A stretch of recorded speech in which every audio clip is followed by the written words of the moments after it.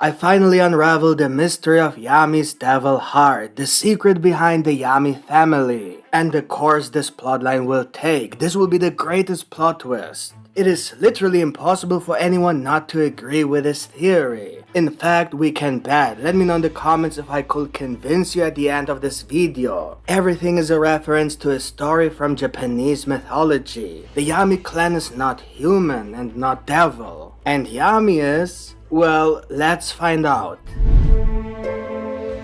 First, let's understand what actually happened to Yami. This question seems easy to answer at first, but the situation is quite complex. It's not accurate to say he got the devil heart just because he was the source of the Clover tree. After all, William was also a source, but he didn't undergo any demonic transformation like Yami did. What we do know is that Gray analyzed Yami's body and found it similar to Asta's devil, Liebe. So we're left with two possibilities. One possibility is that a devil, most likely a supreme devil, has taken over Yami's body. This could be due to Yami's connection to the entire Clover tree. According to Morris' explanation, while William creates the tree, Yami essentially serves as a gateway to the underworld. This is because dark magic is firstly underworld magic, meaning it has to be devil magic. Secondly, it connects the entire tree, along with all the underworld gates, to the extent that even Lucifer from the deepest place could be summoned. So theoretically, a devil with a specific magic ability might be able to possess Yami through his dark magic connected to the underworld. There may not even need to be a specific ability involved, it could simply be a first come, first serve scenario. Given the emphasis on Yami's heart, it suggests the presence of a devil heart. But if Yami has now a devil heart, effectively making him a full devil like Zenon, it seems unlikely that it's due to a devil possession. This could only be possible if Yami had struck a deal with a devil during his time in the Clifford. His human soul might have been traded for a devil heart, similar to what we saw with Zenon. He offered his soul to Beelzebub in exchange for a devil heart, allowing him to fully become a devil. This might also explain why Beelzebub could potentially reappear at some point using the soul of Zenon, which is why we saw Beelzebub's face. The same could happen with any devil that Yami might have made a pact with. However, it raises the question, why can't Yami remember the pact? Or is he hiding it for some reason? As you can see, it's quite complicated. If we consider that a devil might be involved either by possessing Yami to manifest in the real world, or trading the heart for Yami's soul, then it could only be either Lucius or Belphegor, in my opinion. They might have noticed Lucius' plan against the Supreme Devils and then secured a way to escape, similar to what Beelzebub likely did with Zenon. Lucius is a possibility due to his likely link with dark magic, and Belphegor is also possible because of the recurring toilet joke. Tabata has been known to use such elements as hints for future plotlines. So it's definitely plausible that Belphegor could be linked to Yami in some way. The notion of Lucius being involved aligns with the fact that even though Yami has more magic than usual, he hasn't shown any magic ability apart from dark magic. If it were Belphegor, Yami might have displayed a second magic power. However, as we've seen in Black Clover, it's entirely possible to carry latent magic within you that only awakens during emotionally charged moments. But if this devil heart isn't linked to the Clifford ritual, then the ritual itself isn't the cause of Yami's devil heart, but rather what awakened it. This would mean that Yami always had this heart, which complicates matters further. Unless Lucius manipulated Yami's memories to make him forget his true identity, possibly even forcing a devil into his body, Yami must have brought this devilish power from the Land of the Sun to the Clover Kingdom, where it remained unnoticed until the Spade Kingdom War. So we need to delve even further back to the Land of the Sun, Yami's homeland, the Hino country. The Yami clan is known as a warrior clan, not due to their culture, but rather because they seem to be natural-born warriors. They even earned the name Kijin, which translate to demon people in English. Black Clover doesn't really distinguish between demons and devils. For instance, in demonology, the devils we know from Black Clover are considered demons, hence demonology. However, in Black Clover they are called devils. Nevertheless, we can deduce some differences even if they are not directly mentioned. It's simple logic. For example, a person can be transformed into a demon, their magic turns into demon magic. This magic is similar to the initial magic ability of the person who is transformed, but it's demonic, like demon water magic or demon light magic. There have also been instances of demon god transformations, see Licht. Or consider the horned fish that Yami caught from the Black Sea connected to the underworld. Obviously that's not a devil, so we need to call it a demon. I think you now understand. Devils are born while demons are made.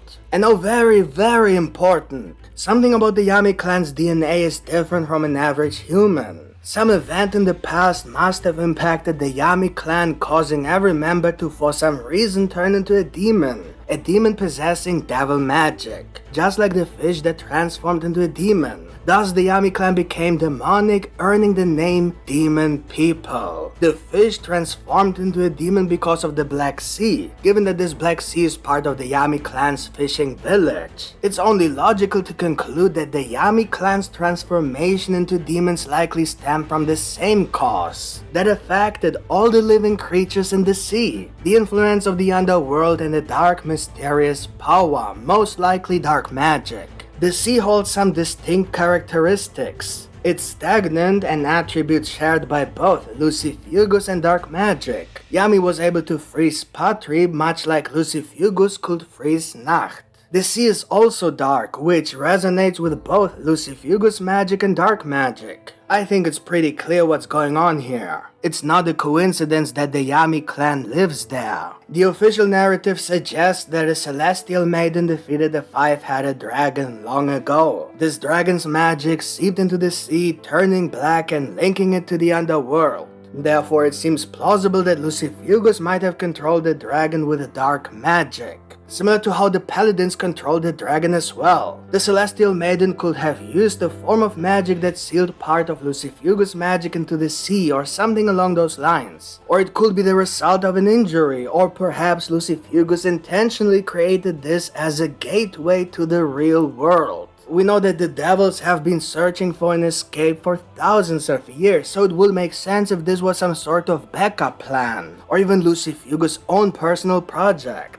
After all, Beelzebub also ensured he had a way out. Megicula and Zagrod tried to do the same thing. Even Liber was thrown out of the underworld, definitely not by coincidence. The only reason Lilith and Nama didn't have a backup plan is because they are from the first gate. Their immediate plan is quite literally the gate itself. And the only reason that Ramalek didn't have a plan is likely because Lucius was his plan. You see, devils don't seem to work together unless they are all somehow manipulating Lucius with the help of Asta. But let's not stray too far from the topic. The point is, it's confirmed that many devils have their own personal backup plan. So the Black Sea must be the backup plan of whatever devil uses dark magic, which is most likely Lucifugus. In any case, the exact cause isn't important, but now to something very important. The Japanese folklore from mythology. The tale of the five-headed dragon relates to the myth of the five-headed dragon of Enoshima and the goddess Benzaden. That's likely why the technique is probably called Zeden. The celestial maiden who defeated the dragon created this technique, splitting the sky in half, much like Asta did when he defeated the dragon. The story tells the challenges faced by the fishermen living near Enoshima. For thousands of years, these villagers suffered the wrath of a five-headed dragon, which was ultimately defeated by the celestial maiden. This is similar to the story in Black Clover. In mythology, the dragon wasn't killed but fell in love and became the protector of the region. In Black Clover, the dragon was sealed with the Tori Gate, which also serve a protective role in mythology. These gates are seen as spiritual barriers, and the spirits they house safeguard the area. So in essence, the dragon did protect the country, but it was made evil by the paladins. When you delve further into this story, you find an interesting detail. A noblewoman asked the goddess Benzaden to grant her male children. Blessed by the celestial maiden, she gave birth to 500 eggs. Fearful that monsters might emerge from these eggs, she had them placed in a basket and cast into a river near a fishing village. A fisherman saved these eggs, placing them in warm sand to hatch. To his surprise, he found a group of young boys instead of chickens a few days later. All of them were stronger than ordinary humans. Now if we relate this to Black Clover, one could assume that when the sea turned black, all children born from that day onwards became demons. Or as the noblewoman put it, monsters. This might explain why they all possess dark magic. We have seen Yami fishing in that sea. They probably eat the fish. They likely even drink the water from it. I believe you can see where I'm going with this. Dark magic is underworld magic. The underworld is connected to the Black Sea and the Yami clan resides near the sea. Therefore, they are demons, just like the demon fish. Pretty simple. However, there's more to it. Yami's father mentioned that the Yami clan holds a secret. Occasionally a mighty warrior is born who could become the Yami clan's demon god, their strongest member, and it appears the leader. There are no details about the so-called demon god of the Yami clan, however, we do know that they have a secret pill, named Demon Soul Pill. This pill is used to bring about a state of extreme aggression and forcefully unleash all their latent magical powers, so it also triggers the awakening of the demon god. As Black Clover seems to confirm, Ichika is indeed this demon god. After taking the pill, she wiped out her clan and fell unconscious. So the power Ichika used represents her true latent potential. It's likely a transformation into the demon god but in a human form. Remember, the demon god form is Ichika's full potential. Just because she hasn't used that power again doesn't mean she can't. It simply means she hasn't reached that power level yet without the pill. But Yami seems to have achieved this, probably with help of the Clover Theory instead of the pill. Now we just have to wait for the true awakening. So we have two potential demon gods yet to awaken. Let's just hope that these two demon gods aren't the same as the ones from the Spade Kingdom and that Lucius doesn't cast some sort of twisted time magic spell on Yami and Ichika when they transform into demon gods. That is, assuming they will actually become demon gods like the ones we know from the continent of the Four Kingdoms. So what do you think of this theory? Did I convince you? Did I win the bet? Let me know in the comments. And if you enjoyed this video, then please leave a like, it really helps me a lot. And if you want to see more Black Clover content and many other series, then subscribe to this channel with the notification bell activated. Thank you for watching and see you next time. Bye.